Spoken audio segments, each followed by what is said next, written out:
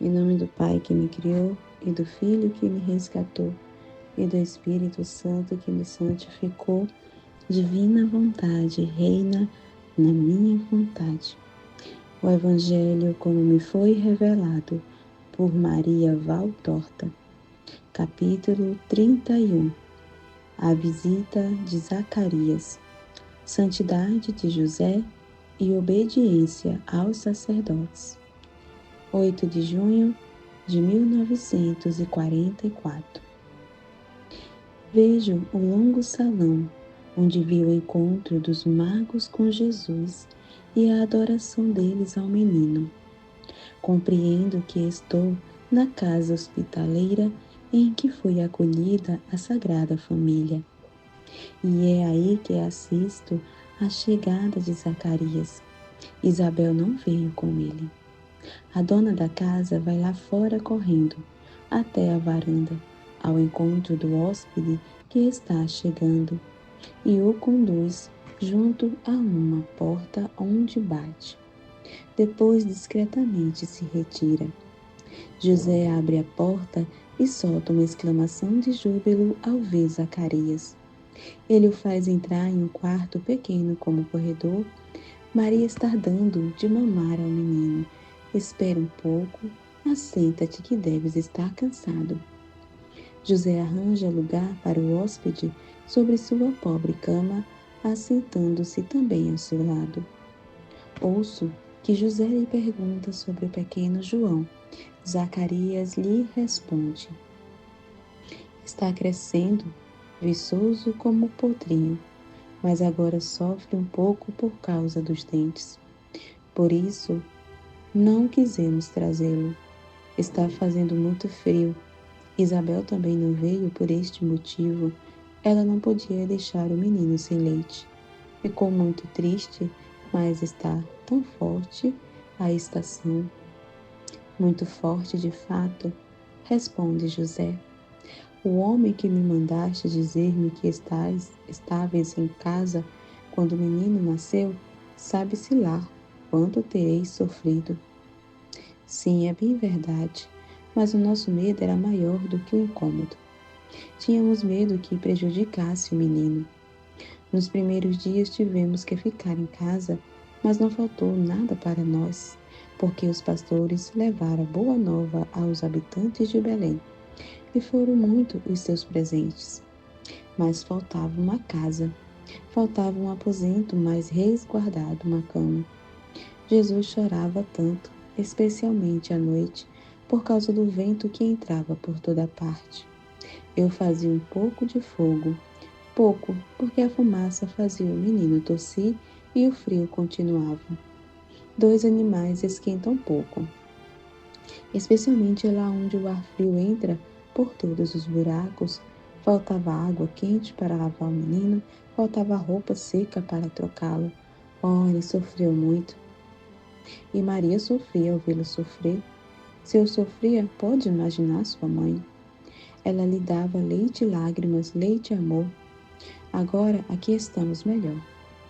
Eu tinha preparado um berço muito cômodo, e Maria o tinha completado com um colchãozinho bem macio, mas ficou em Nazaré. Ah, se ele tivesse nascido lá, teria sido diferente. Mas o Cristo devia nascer em Belém. Foi profetizado. Maria, que ouvira aquelas vozes, entra. Está toda vestida de lã branca. Tirou o vestido escuro que usara na viagem e na gruta, e está toda branca em suas vestes, como a tenho visto outras vezes. Não tem nada sobre a cabeça e nos braços tem Jesus, que está dormindo, saciado de leite envolvido em suas cândidas faixas. Zacarias se levanta reverente e se inclina com veneração. Depois se aproxima e olha para Jesus com os sinais do maior respeito. Está encurvado não tanto para vê-lo melhor, quanto para render-lhe homenagem.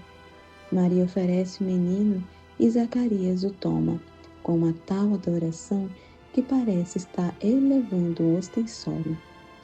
É de fato hóstia, aquela que ele tem em seus braços, a hóstia já oferecida e que será consumida depois de ter se dado aos homens, como um alimento de amor e de redenção. Zacarias devolve Jesus a Maria. Todos se assentam e Zacarias repete a Maria o motivo pelo qual Isabel não veio e a pena que ela sentiu por isso. Ela tinha preparado nestes meses alguns tecidos para teu bendito filho. Eu os trouxe para ti, estão no carro lá embaixo. Ele se levanta e vai lá fora, voltando com um pacote grande e outro menor, tanto do pacote grande que José apanhou de suas mãos, como do outro. Ele vai, tirando logo seus presentes.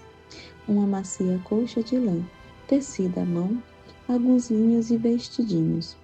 Do outro pacote, vai tirando mel, uma farinha muito branca, manteiga e maçãs para Maria, pães amassados e cozidos por Isabel, e muitas outras pequenas coisas que falam do afeto materno da prima para com a jovem Maria. Dirás a Isabel que lhe sou grata, e a ti também agradeço. Eu teria muita alegria em vê-la, mas compreendo as suas razões. Também gostaria de rever o pequeno João. Mas o vereis na primavera, iremos encontrar-vos. Nazaré é muito longe, diz José. Nazaré? Mas vós deveis permanecer aqui. O Messias deve crescer em Belém. É a cidade de Davi. O Altíssimo conduziu por meio da vontade de César para vir nascer na terra de Davi, a terra santa da Judéia. Por que então levá-lo para Nazaré? Vós sabeis como os nazarenos são mal vistos pelos judeus. Amanhã este menino deverá ser o salvador do seu povo, e não fica bem que a cidade capital despreze o seu rei, só porque ele vem de uma terra que ela despreza. Vós sabeis, tanto quanto eu, como é caviloso o sinédrio, e como são orgulhosas as 3 castas principais. Além disso, aqui perto de mim, poderei ajudar-vos um pouco, e por tudo que eu possuo, não só de coisas materiais, mas de dons morais a serviço deste recém-nascido. E quando ele estiver na idade de compreender, serei feliz de ser-lhe o mestre, como farei ao meu menino, a fim de obter que ele, depois de grande, me abençoe.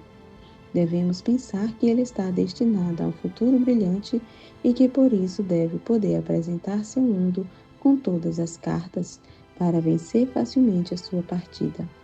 Ele certamente possuirá sabedoria, mas só o fato de que tenha tido por mestre um sacerdote o tornará mais aceito aos difíceis fariseus e aos escribas, e tornará mais fácil a sua missão. Maria olha para José e José olha para Maria. Sobre a cabeça inocente do menino que está dormindo, todo rosado e despreocupado, cruza-se uma troca muda de perguntas. E são perguntas veladas de tristeza. Maria está pensando em sua casinha. José pensa no seu trabalho. Aqui tudo está por refazer, num lugar onde até poucos dias atrás eles eram desconhecidos. Aqui não há nada daquelas coisas queridas que foram deixadas lá e preparadas com tanto amor para o menino. E Maria diz: o que vamos fazer? Lá deixamos tudo. José havia trabalhado tanto pelo meu Jesus, sem poupar fadiga ou dinheiro. Havia trabalhado até de noite, porque de dia trabalhava para os outros, ganhando o necessário para comprar as madeiras mais belas, a lã mais macia, o linho mais alvo para Jesus.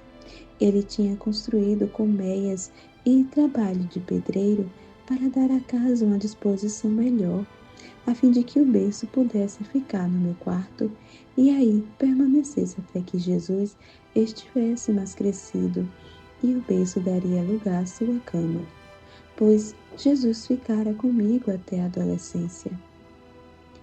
José pode ir lá buscar o que deixastes. E onde colocá-lo? Tu sabes, Zacarias, que nós somos pobres. Não temos mais que nosso trabalho e a casa. Isso é o que nos dá sustento, sem passarmos fome. Mas aqui, trabalho poderemos achar, talvez. Mas teremos sempre que pensar em uma casa. Esta boa mulher não pode nos hospedar sempre. Eu não posso sacrificar José mais do que ele já se sacrificou por mim. Oh, eu? Para mim não é nada. Eu penso na dor de Maria, a dor de não estar em sua casa. Maria solta 2 grandes lágrimas. Eu penso que aquela casa lhe deve ser querida como um paraíso, pelo prodígio que nela se realizou. Eu falo pouco, mas entendo muito. Se não fosse por isso, não me afligiria. Trabalharei dobrado e estudo. Sou forte e jovem para trabalhar o dobro do que costumava, para prover a tudo. Se Maria não sofreu muito, e se tu me dizes que é bom para fazer assim, aqui estou. Farei aquilo que vos parecer mais justo. Basta que a Jesus seja útil. Será útil, com certeza, pensai nisso e vereis as razões. Também se diz que o Messias será chamado Nazareno. Peraí. É Maria que está falando aqui. Também se diz que o Messias será chamado Nazareno. Objeta Maria. É verdade, mas pelo menos, enquanto não estiver adulto, fazei que ele cresça na Judéia, diz o profeta. E tu, Belém Éfrata, serás a maior, porque de ti sairá o Salvador? Não fala de Nazaré. Pode ser que aquela denominação lhe será dada por algum motivo a nós desconhecido, mas a sua terra é esta. Tu dizes, sacerdote, e nós, com dor, te estamos escutando e te atendemos, mas que dor! Quando verei aquela casa onde me tornei mãe? Maria chora baixinho, e eu compreendo este seu pranto. Oh, se compreendo! A visão me cessa com este pranto de Maria. Depois Maria diz: Tu o compreendes, eu sei, mas me verás chorar mais fortemente ainda. Por ora eu te alivio o espírito, mostrando-te a santidade de José, que era homem, ou seja, que não tinha outra ajuda para o seu espírito, senão a sua santidade. Eu tinha todos os dons de Deus na minha condição de imaculada. Embora não o soubesse, na minha alma esses dons eram ativos e me davam forças espirituais. Mas ele não era imaculado. A natureza humana estava nele com todo o seu peso grave, e ele devia erguer-se para a perfeição com todo aquele peso, à custa de contínua fadiga de todas as suas faculdades, para poder alcançar a perfeição e ser agradável a Deus. Ó meu santo esposo, santo em todas as coisas, até nas mais humildes coisas da vida, santo pela sua castidade de anjo, santo pela sua honestidade de homem, santo pela sua paciência, pela sua operosidade, pela sua serenidade sempre igual, pela sua modéstia por tudo. Sua santidade brilha também neste acontecimento. Um sacerdote lhe diz: é bom que tu te estabeleças aqui. E ele mesmo, sabendo quão maior será a fadiga que irá encontrar, diz: para mim não é nada, penso na dor de Maria. Se não fosse por isso, por mim eu não me afligiria. Basta que isso seja útil para Jesus. Jesus e Maria são os seus angélicos amores. Não amou nada mais sobre a terra este meu santo esposo, e desse amor ele mesmo se fez servo. Já o fizeram protetor das famílias cristãs e dos trabalhadores e de muitas outras categorias, mas não somente dos agonizantes, dos esposos dos operários, deveria-se fazê-lo protetor também dos consagrados.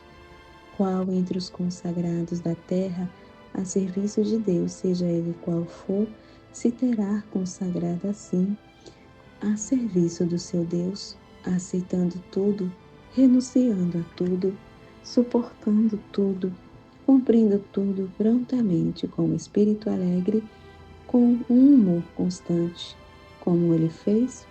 Não há. Eu te faço observar uma outra coisa, ou melhor, duas. Zacarias é um sacerdote, José não é. Mas observa bem como aquele que não é sacerdote tem o Espírito no céu, mais que o próprio sacerdote. Zacarias pensa humanamente, interpretando assim as Escrituras, porque não é a primeira vez que faz isso, e se faz guiar pelo bom senso humano. Por isso ele foi castigado. Aqui ele está tendo uma recaída, ainda que menos grave.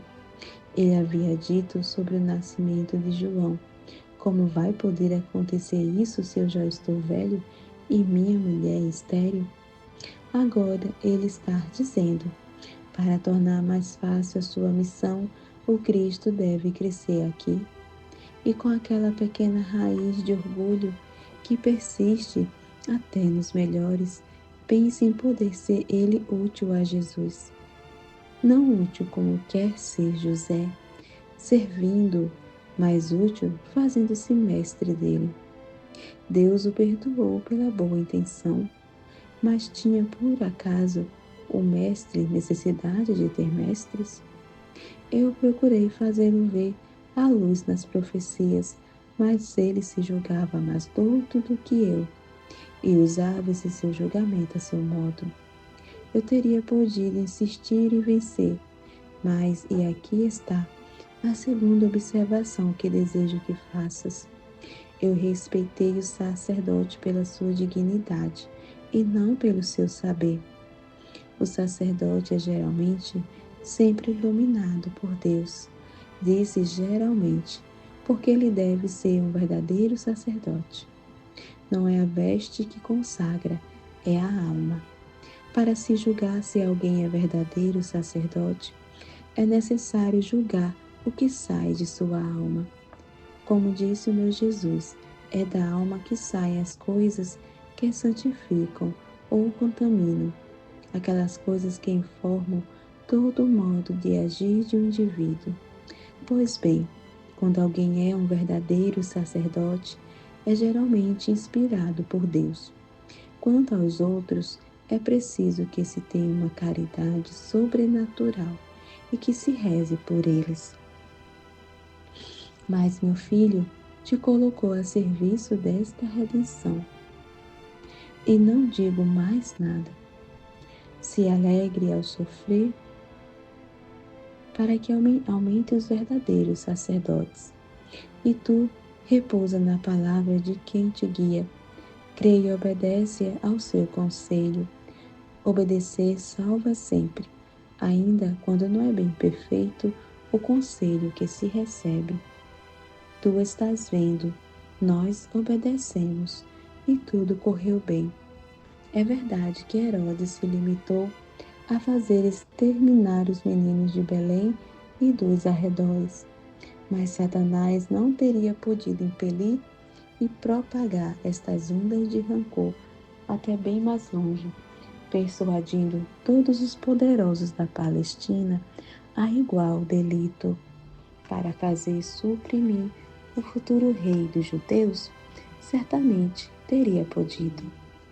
Teria acontecido nos primeiros tempos de Cristo, quando a repetição dos prodígios havia despertado a atenção das multidões e os olhos dos poderosos. Como teríamos podido, então, se isso tivesse acontecido?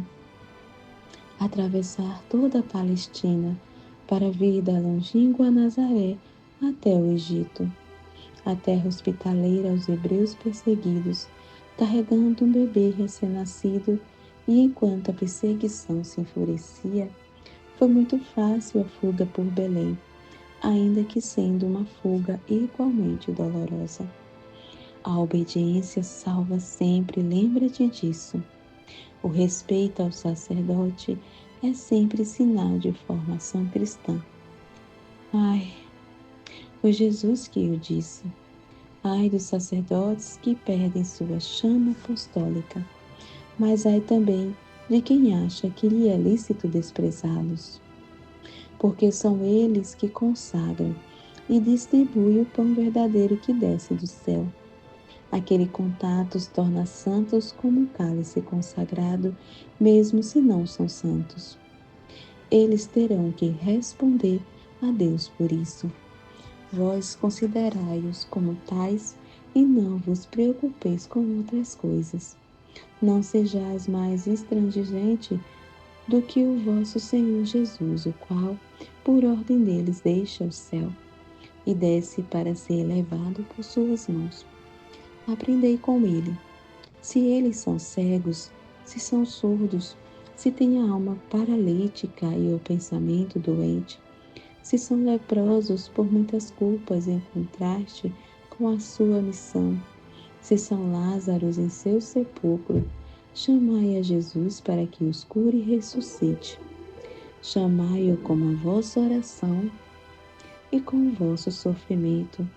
Ó almas vítimas, salvar uma alma é predestinar a própria alma ao céu.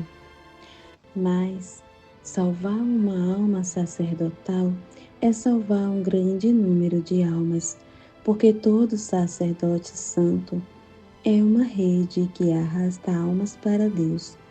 Salvar um sacerdote, ou seja, santificar. Santificar de novo é criar essa mística rede. Tudo que cair nessa rede é uma luz que se acrescenta à vossa eterna coroa. Vai em paz. Capítulo 32. Apresentação de Jesus ao templo, a virtude de Simeão e a profecia de Ana. 1º de fevereiro de 1944. Vejo sair uma casinha muito modesta, um casal de pessoas. De uma pequena escada externa desce uma mãe muito jovem com um menino nos braços, envolvida em um pano branco. Reconheço esta nossa mamãe. É sempre ela, pálida e loira, elegante e tão gentil em tudo o que faz. Está vestida de branco com um manto azul claro, no qual se envolve. Na cabeça traz um véu branco. Vai levando com todo cuidado seu menino. Aos pés da escadinha, José espera, ao lado de um burrinho cinzento. José está todo vestido de cor marrom claro, tanto na túnica como no manto. Ele olha para Maria e lhe sorri. Quando Maria chega perto do burrinho, José passa a rédea do animal por baixo do braço esquerdo e segura, por um momento, o menino, que está dormindo tranquilo para que Maria possa acomodar-se melhor na cela. Depois ele devolve Jesus e põe-se a caminho. José vai ao lado de Maria, segurando sempre o animal pela rédea e prestando atenção para que este vá sempre direito e sem tropeçar. Maria está com Jesus no colo e, como por temor de que o frio lhe possa fazer mal, estende sobre ele um dos lados de seu manto. Os dois esposos falam um pouco, mas sorriem um para o outro frequentemente. A estrada, que está longe de ser um modelo de estrada, vai se estendendo pelo meio de um campo que nessa estação do ano está vazio. Um ou outro viajante passa pelo casal, mas são raros. Depois eis as casas que vão aparecendo e alguns dos muros que rodeiam as cidades. Os dois esposos entram por uma porta, começando o percurso sobre o calçamento muito irregular da cidade. O caminho se torna muito mais difícil, seja porque o trânsito os obriga a parar o burrinho com frequência, seja porque este dá contínuas sacudidelas sobre as pedras e os buracos, perturbando Maria e o menino. A estrada não é plana, é uma ladeira, ainda que leve. Está apertada entre as casas altas, de portinhas estreitas e baixas, com raras janelas que dão para a rua. No alto, o céu se mostra com muitos retalhos do céu azul. Entre uma casa e outra, ou melhor, entre um e outro terraço, embaixo, na rua, há gente e vozerio, transeuntes que se encontram com aqueles que estão nos seus jumentos, ou com os que conduzem jumentos com cargas. Outros vão indo atrás de alguma embaraçante caravana de camelos. A um certo ponto, passa uma patrulha de legionários romanos com grande barulho de cascos e de armas, desaparecendo atrás de um arco colocado em uma rua muito estreita e pedregosa. José vira para a esquerda e entra por uma rua mais larga e mais bonita. No fim desta, vejo o muro de uma fortaleza que eu já conheço. Maria peia do burrinho junto à porta, onde é uma espécie de posto para outros jumentos. Eu digo posto porque é parecido com um barracão, ou melhor, um teleiro, onde há palha pelo chão e umas estacas com argolas onde se amarram os animais. José dá algumas moedas a um homenzinho que apareceu por ali, conseguindo deste modo um pouco de feno e um cântaro de água tirada de um poço velho que fica no canto para alimentar o burrinho. Em seguida vai ao encontro de Maria, entrando com ela no recinto do templo. Dirigem-se primeiro aos pórticos, onde estão aqueles que Jesus mais tarde fustigaria severamente: os vendedores de pombos e cordeiros e os cambistas. José compra 2 pombinhos brancos, não troca o dinheiro. Compreende-se que ele já tem a quantia certa. José e Maria se dirigem a uma porta lateral de 8 degraus, como me parece, tenham todas as portas. É como se o cubo do templo seja erguido do solo. Esta porta tem um grande átrio, parecido com os portões de nossas casas das cidades, mas seu átrio é mais amplo e adornado. Nele se encontram à direita e à esquerda 2 espécies de altares, ou seja, 2 construções retangulares, cuja finalidade, a princípio, não compreendo bem. Parecem bacias, porque a parte interna é mais baixa do que a beirada externa, que fica alguns centímetros mais alta. Aparece um sacerdote, não sei se chamado por José ou se tendo visto por si mesmo. Maria lhe oferece os 2 pobres pombos, e eu, que já sei qual a sorte que eles vão ter, viro o olhar para o outro lado. Observo os ornatos do pesado portal, do teto e do átrio, mas parece-me ver, com o rabo do olho, o sacerdote a aspergir Maria com água. Deve ser água, porque não vejo ficarem manchas em sua veste. Depois Maria, que junto com os pombinhos, tinha dado uma porção de moedas ao sacerdote. Eu me tinha esquecido de dizer isso. Entra com José no templo verdadeiro e propriamente dito, acompanhada pelo sacerdote. Eu olho para todos os lados, é um lugar cheio de adornos, esculturas de cabeças de anjos, palmas e outros ornatos estão sobre as colunas, sobre as paredes e o teto. A luz penetra por curiosas janelas longas e estreitas, naturalmente sem vidros, abertas em diagonal sobre a parede. Suponho que seja para impedir a entrada dos aguaceiros. Maria segue até um certo ponto onde para. Há alguns metros a outros degraus e acima deles há outra espécie de altar, por trás do qual há ainda uma construção. Perceba agora que eu achava que estivesse no templo, mas me encontrava na parte que contorna o templo verdadeiro e propriamente dito, isto é, o santo, dentro do qual Ninguém, a não ser os sacerdotes, acho que pode entrar. Aquilo que eu pensei que fosse o templo não é mais do que um vestíbulo fechado, que cerca em 3 partes o templo, onde está encerrado o tabernáculo.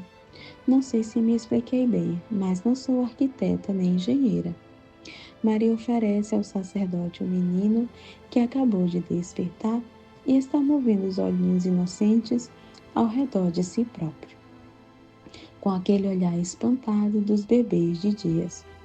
O sacerdote o toma em seus braços e o ergue, virado para o templo, junto àquela espécie de altar que está acima dos degraus. O rito terminou. O menino é restituído à mamãe e o sacerdote se retira. Há várias pessoas olhando, curiosas. Um velhinho encurvado abre caminho entre essas pessoas, mancando e apoiando-se num bastão. Deve ter muita idade, eu diria, mais de 80 anos. Aproxima-se de Maria, pedindo-lhe que o deixe pegar o menino por um instante. Maria atende ao seu pedido sorrindo. Simeão pega o menino e o beija. Eu sempre acreditei que ele pertencesse à classe sacerdotal, mas, ao invés, parecer ser apenas um simples fiel, a julgar pelas suas roupas. Jesus lhe sorri, fazendo aquela caretinha cheia de dúvidas, característica das crianças de peito. Parece que o observa com curiosidade, porque o velhinho está chorando e rindo ao mesmo tempo. E suas lágrimas fazem um verdadeiro bordado de pontinhos de luz, brilhando enquanto vão se insinuando por entre as rugas, enchendo de pérolas a barba longa e branca, para a qual Jesus estende as mãozinhas.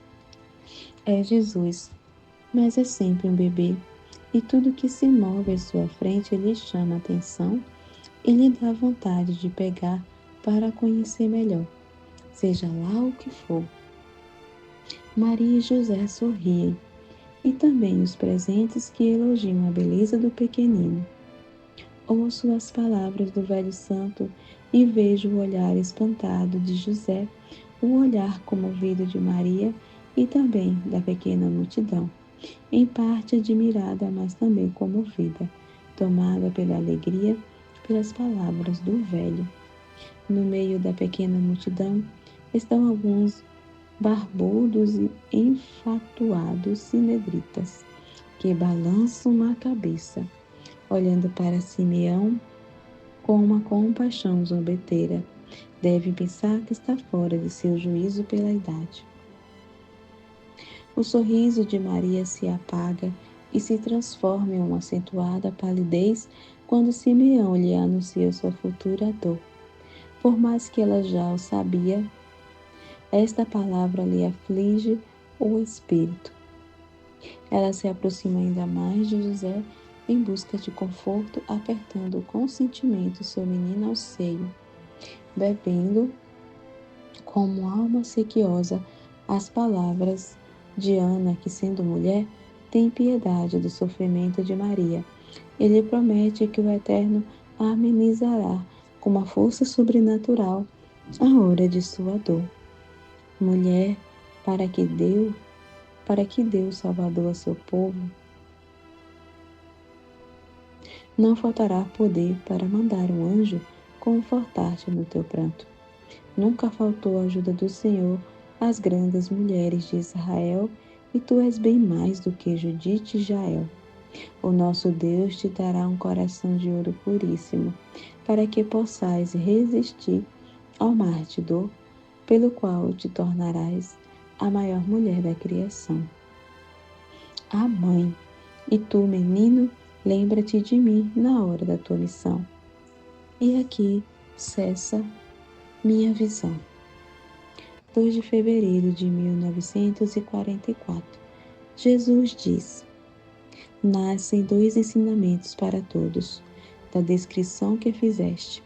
O primeiro não é um sacerdote mergulhado nos ritos, mas o espírito ausente, e sim a um simples fiel que a verdade se revela.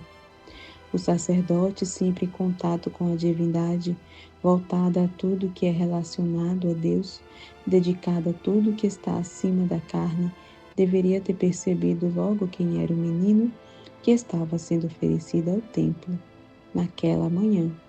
Mas para que pudesse pressentir, precisava de um espírito vivo, não simplesmente de uma veste para cobrir um espírito que, se não estava morto, estava muito adormecido. O Espírito de Deus pode, se quiser, trovejar e sacudir, como um raio e um terremoto, até o espírito mais obtuso. Isto ele pode, mas geralmente visto que ele é espírito de ordem, dado que Deus é ordem em cada uma de suas pessoas e em seu modo de agir, ele se expande e se comunica. Não digo só onde há merecimento suficiente para receber a sua efusão. Nesse caso, seriam poucos os casos em que ele se expandiria. Nem mesmo tu conhecerias suas luzes, mas sim onde ele vê boa vontade em merecer a sua efusão. Como se explica essa boa vontade?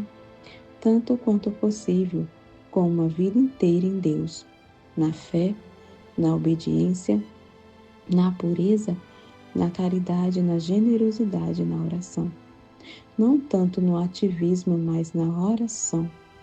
Há uma diferença menor entre a noite e o dia do que entre o ativismo e a oração.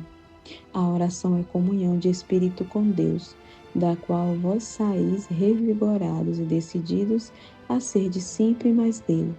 O ativismo é um hábito qualquer, feito por diversos fins, mas sempre egoístas, deixando-vos como sois, ou melhor, vos agrava até de uma culpa de mentira e de assídia. Simeão tinha esta boa vontade. A vida não lhe tinha poupado trabalhos e provações, mas ele não perdeu a boa vontade.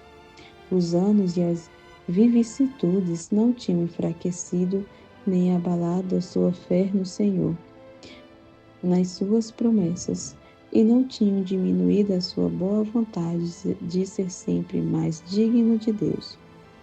Antes que os olhos de seu servo fiel se fechassem à luz do sol, na esperança de se reabrir ao sol de Deus, rutilando nos céus, que seriam abertos, quando eu lá subisse após o meu martírio.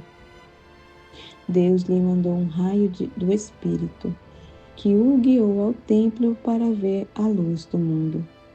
Movido pelo Espírito Santo, diz o Evangelho: ó, se os homens soubessem que amigo perfeito é o Espírito Santo, que guia, que mestre, se amassem e invocassem este amor da Santíssima Trindade, esta luz da luz, este fogo do fogo, esta inteligência, esta sabedoria, muito além do necessário, eles haveriam de saber.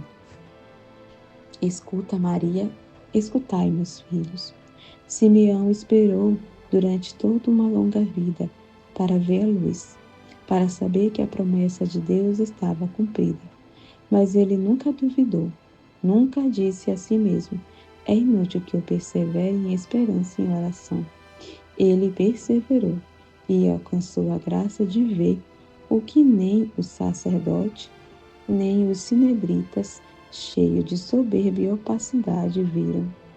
O Filho de Deus, o Messias, o Salvador, naquele corpo infantil que lhe dava calor e sorrisos. Ele recebeu, portanto, o sorriso de Deus como primeiro prêmio de sua vida honesta e piedosa, através dos meus lábios de menino. Segunda lição. As palavras de Ana, também ela, que é profetisa, vê o Messias em mim recém-nascido. Isto é natural, dada a sua capacidade de profecia. Mas escutai o que ela, inspirada pela fé e pela caridade, diz a minha mãe. Tirai disto luz para o vosso espírito, para que ele rejubile neste tempo de trevas, nesta festa da luz.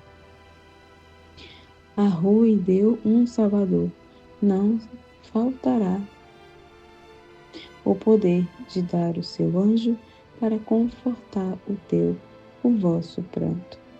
Pensai que Deus deu-se a si mesmo para anular a obra de Satanás nos espíritos. Agora não poderá ele vencer os satanases que vos torturam? Não poderá enxugar o vosso pranto, derrotando esses satanases e enviando-vos de novo a paz do seu Criador, do seu Cristo? Por que não o pedir com fé? Fé verdadeira, poderosa, uma fé diante da qual o rigor de Deus, desprezado por vossas inúmeras culpas, caia com um sorriso, trazendo um perdão como ajuda, trazendo a sua bênção como arco-íris sobre esta terra que está submergindo em um dilúvio de sangue, procurando por vós mesmos. Pensai. O Pai, depois de ter castigado os homens com o dilúvio, disse a si mesmo e a seu patriarca: não amaldiçoarei mais a terra por causa dos homens, porque os sentidos e os pensamentos do coração do homem estão inclinados para o mal desde a adolescência. Portanto, não ferirei o ser vivo mais uma vez. Ele foi fiel à sua palavra. Não mandou mais o dilúvio. Mas vós, muitas vezes, já dissestes a vós mesmos e a Deus: se nos salvarmos desta vez, se nos salvas, não faremos mais guerras, nunca mais. E depois sempre continuais fazendo guerras cada vez mais tremendas. Quantas vezes, ó homens falsos e sem respeito para com o Senhor é a vossa palavra? No entanto, Deus vos ajudaria ainda uma vez, se a grande massa dos fiéis os chamasse com fé e amor poderoso. Escutai, ó vós todos, que sendo muito pouco para contrabalancear os muitos que estão mantendo vivo o rigor de Deus, permanecei devotos a Ele, não obstante a hora tremenda que ameaça crescer a cada instante. E colocai as vossas aflições aos pés de Deus. Ele saberá mandar-vos o seu anjo, como mandou o Salvador ao mundo. Não temais, ficai unidos à cruz. Ela sempre venceu as insídias do demônio, que por meio da ferocidade dos homens e das tristezas da vida, procura o domínio dos homens pelo desespero, isto é, pela separação de Deus, pois não pode apoderar-se dos corações de outra maneira. Amém, Fiat.